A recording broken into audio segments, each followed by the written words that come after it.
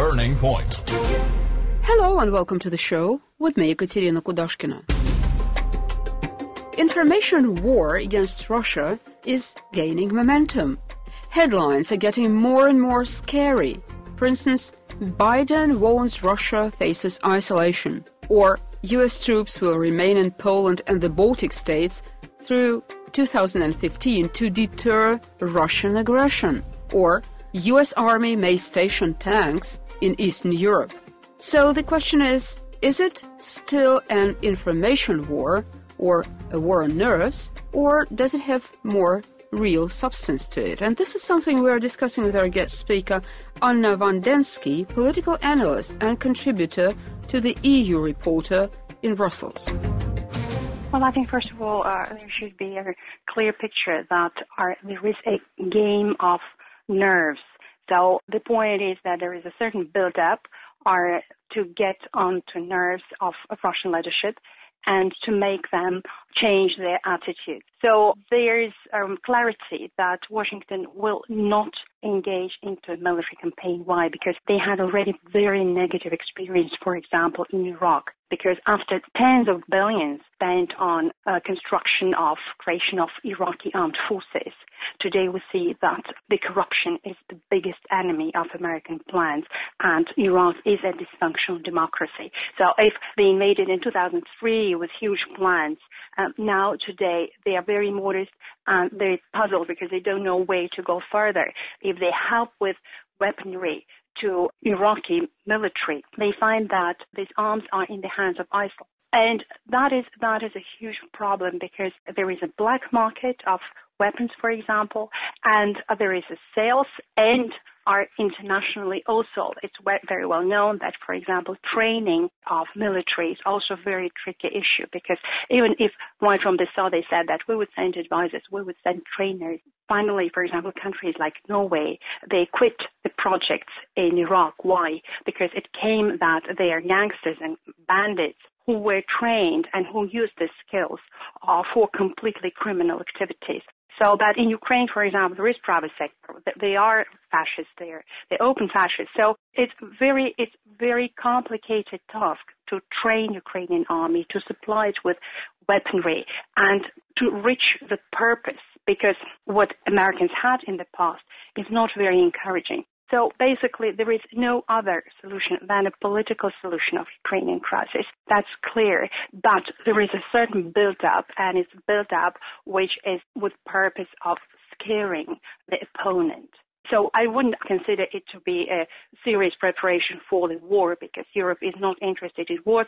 Already there are conflicts in Europe that are not resolved. And, for example, there's about 40 years, more than 40 years, 50 years of a Cyprus problem. And there is still Kosovo that is not recognized by many of the EU member states. So Europe has enough of problems. So they're not looking for more. But, of course, now they are so far in Ukraine that they have to resolve something. And if today you read newspapers, then you see that, for example, federalist solution is back on the table, and it's the incumbent President of European Union Council, Mr. Van Rompuy, who said that before departing, because he said that it's most probably a real tangible solution, a federal Ukraine. So, just to sum it up, do I get you right that you believe that the U.S. is not prepared for a direct military confrontation with Russia, and it is rather unlikely that it's going to enter the indirect military confrontation through various kinds of proxy warfare? Is my understanding correct? Well, there are two different things. Of course, there was and there has been help to our Ukrainian government, as we see now, for example, Dalia Grybauskaya confirmed, and President Poroshenko confirmed that they would have military cooperation. There would be some aid. There were no precisions if it would be non-lethal or lethal weapon. But also there is a lot of information in media, for example, about the weaponry that comes from former Eastern Bloc countries, because when they reform their army, they change equipment, they probably sent it to Ukraine armed forces. So, I mean that there was already something in this field because experts in military, they were saying, they were pointing to some activities. But I don't think that this will be more than that. And most probably it will be even less because the biggest problem the American global plans have now, the biggest challenge is Islamic State. It's not Russia, it's not Ukraine. So, I mean that they have to solve Ukrainian problem because it can't become similar to Cyprus. It can go on for decades because it will ruin Europe, and Europe is the biggest economic partner of the United States. So if they would like to have TTIP, if they would like to have free trade agreement with Europe, they need prosperous Europe. And nothing exhausts a state, any state, as a military campaign because they are terribly expensive. So in that sense, there can't be a confrontation with Russia. There can't be a confrontation, a large-scale confrontation in Ukraine. I think that military build-up is sort of backup of political negotiations because the sides in this process would like to show their strength, to add something tangible to their position during political talks.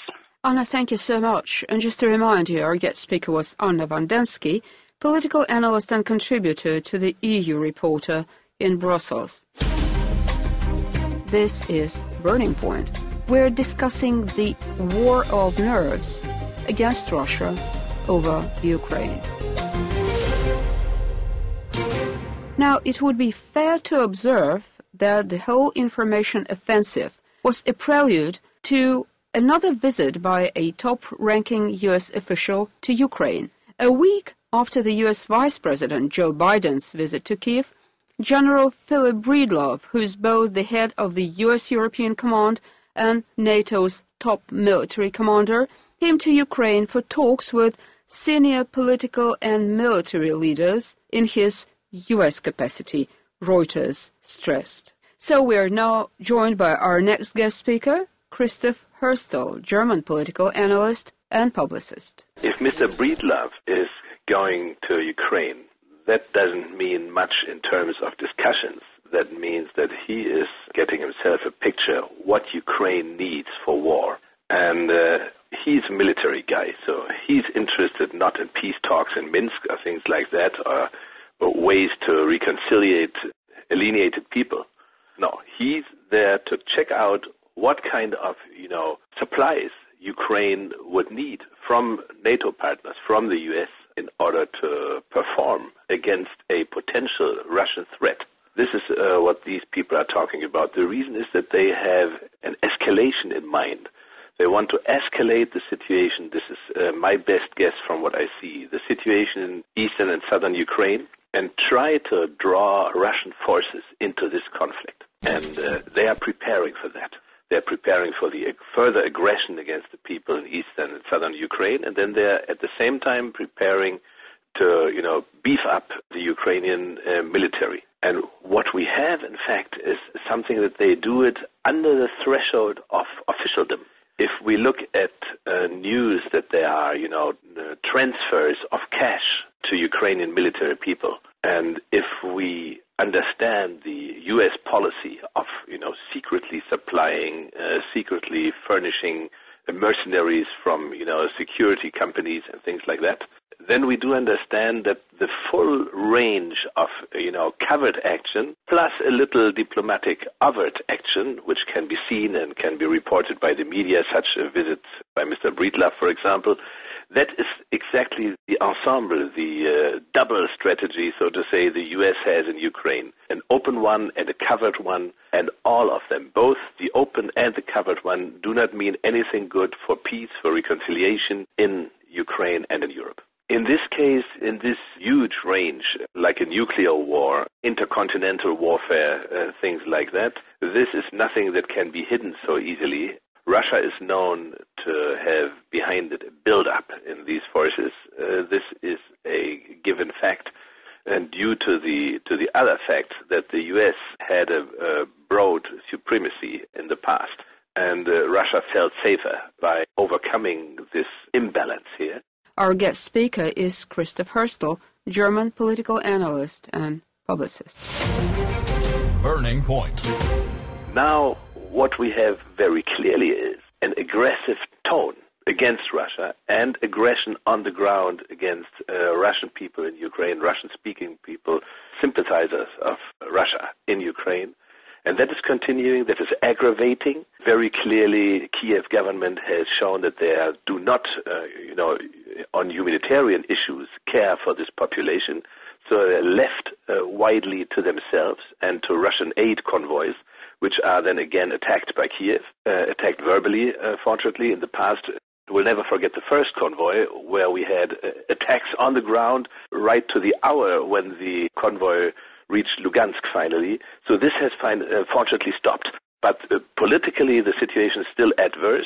So the small theater is not okay, and the big theater, the intercontinental theater, build-up of arms, that is also not okay. NATO is asking all partners to increase their military build-up. Russia is doing a military build-up from a very low level. So this is the situation we have, and this is all due to an unimpeded and continuing aggression eastwards from Middle Eastern Europe to the Russian border. We know that in Estonia they are training war against a big country attacking. This is a scenario addressing, in fact, a potential, NATO-perceived Russian attack on Estonia. But this is, of course, nothing real. Russia has no plans for that. It doesn't want to do that. That is very clearly to be seen anywhere. But, in fact, NATO is doing a double-pronged policy, doing both propaganda and military preparation at the same time. And in this regard, we have to judge this visit of General Breedlove. So, do I get it right that this scenario is not exactly new? That is correct. We must be aware and very careful where a possible false flag scenario could take in. We must be aware that maybe because there's an equality in the types of weapons, the types of tanks, that some tank groups will roll through east and southern Ukraine, and Washington again will shout, "Who? This is Russian troops," but in fact, it's just Ukrainian troops running in Russian gear and using this as a pretext to start up NATO measures to, so to say, defend Ukraine against this Russian attack, perceived Russian attack, that is. So this is one of these potential false flag operations I can think of, but all other types, of course, are possible. And we look at Syria and how this chemical weapons attack was faked and then led to terrible consequences. This is all in the open. The U.S. is doing these kinds of things. They're supporting it. They have opened the gates for IS to lay hands on chemical weapons and to lay hands on potential even supplies of chemical weapons from outside. All this is there already in the Middle East, so why not in Ukraine?